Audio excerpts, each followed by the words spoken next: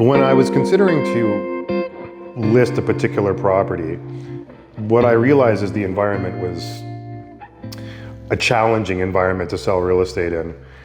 And what I would do when interviewing realtors is propose these challenges, looking for opinions or advice that would resonate really well. Working with Neil, I didn't realize that I had internal biases that were blocking my ability to sort of navigate this particular terrain. This is unique in that, you know, I'd probably say that I have a more advanced knowledge of real estate transactions, being in the industry myself. So that subtle ability to say, look, I can see you're seeing it this way, but let's look over here, was probably the defining skill set that influenced me to work with the Neil Bayley-Hay team. Because in the absence of that, I wouldn't have felt comfortable with the strategies we were utilizing, which were unique at the time, but very effective. Surprisingly effective, actually. Difficult to impress. I was actually quite impressed. What it is would be an incorrect bias about the nature of the market at that particular time based on my opinions.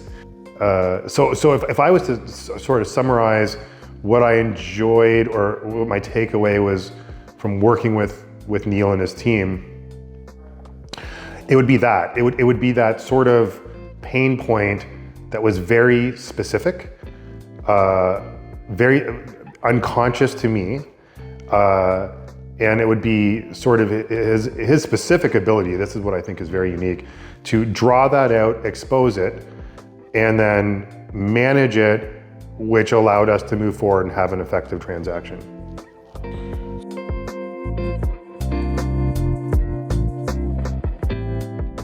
So I live in a world of like macro analytics. I operate two entities. One would be a mortgage brokerage, which is a full contact sport. The other entity is a investment entity, a mortgage investment corporation. So the way my mind typically operates is one of a macro scale, very high level. The advantage of that is I can see a lot of the working pieces and kind of where the ship is heading. The downside of that is I can often lose insights, and I can sometimes not see what might directly be in front of me. So I try to surround myself with people who have that skill set, because you could just drive over a cliff because you're looking, 20 kilometers ahead. So it's like a camera lens. You can't have both focuses at the same time. You can either be looking far or looking close, right? To translate that into working with Neil's team, that's, I think, where I found a lot of value, is that was a perspective and a way of thinking of things that was not inherently in my viewpoint. And so I would have clashed, and I sort of did. I mean, if somebody less skilled in communicating the strategy was involved in this transaction, it would most certainly have failed. The thing that made this transaction work was Neil's ability to communicate this strategy, which I thought was insane, but it was communicated so well that it made logical sense. His convictions were strong, the energy was good, and I felt good about going forward with it. And so the outcome did exceed my expectations. Again, I was a little surprised, but I was very pleased. And I think that very specific thing was the ability to communicate with a difficult client, which would have been me, in a satisfactory way. I mean, that's hard to do. I knew that I was difficult to work with, but could be reasoned with because of the way we could communicate. But also as impressive was getting the feedback on the difficulties within the negotiation of the other side. A lot of it likely because of different biases. This is where I would have fallen apart. I would not have, when we deal with our own properties, there's a psychological attachment, and that can cause us to not think clearly. So I think that particular area was very impressive in that take the biases, remove them. It's almost like a first principles thinking, remove them, and allow for the negotiation to just flow very efficiently by removing the obstacles that would cause these things to fall apart. So that is something I noticed on the psychological side that I was impressed with working with Neil's team. Working with the team, the systems in place for consistent follow-up were definitely within my realm of satisfaction. To a point where I would say I was, expectations exceeded.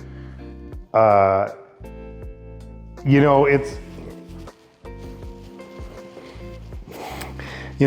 of me wants to kind of give a glowing review on that. The truth is it was amazing. But I think what makes it amazing isn't so much that it was amazing. This is from being in the industry. It's more that, to me, I think that should be the bar of where realtors should be. And in reality, the vast majority are so far below that.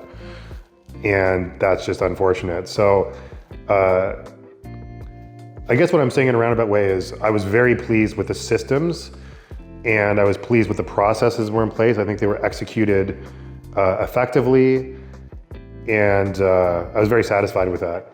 And I think the industry as a whole would benefit if that level of professionalism was commonplace. Yeah.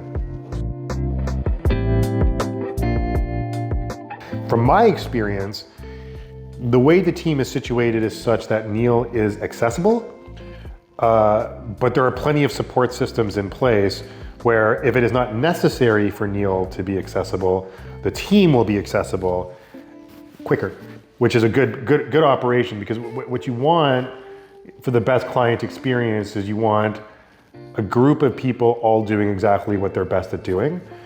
And from my experience dealing with this team is that Neil's highest and best use is in literally negotiating the deal and working with the behavioral, psychological biases of a buyer or seller, which you cannot underestimate. That is huge.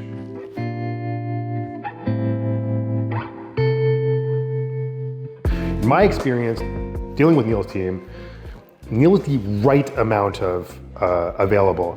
It can be a double-edged sword. If somebody's completely available, what are they actually doing with their time, right? If somebody's not available at all, then you're not going to feel like you're getting the experience that you want. What I received was the right amount of availability, right?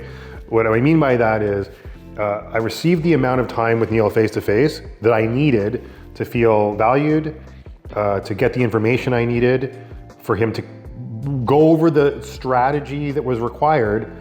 But he also has a team which allowed for the administrative things that are not exceptionally required in Neil to do to be executed quickly.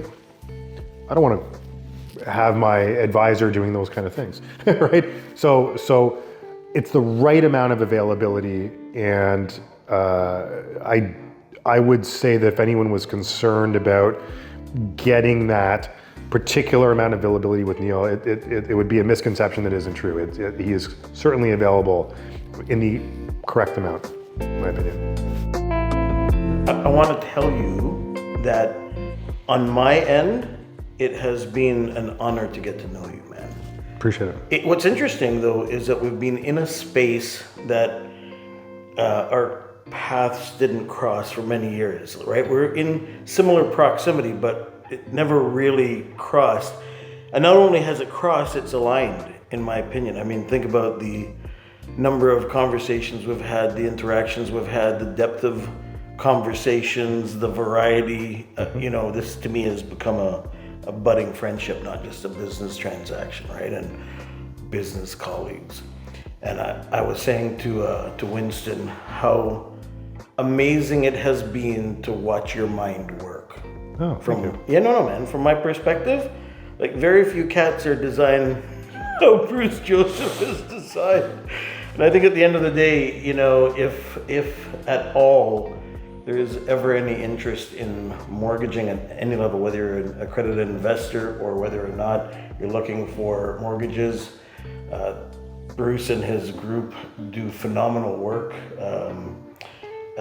Trident, the MIC, and also Anthem Mortgages, just absolutely fantastic people. They get 100% of our business because, well, some people have their own, you know, lenders and stuff, but we have found such predictability and such certainty with how our clients are going to be managed and helped along the way that there is no other choice other than Bruce and his gang. So Appreciate the kind words. Thank you. no, man, it's a fact. Thank you. Thank you. Yeah.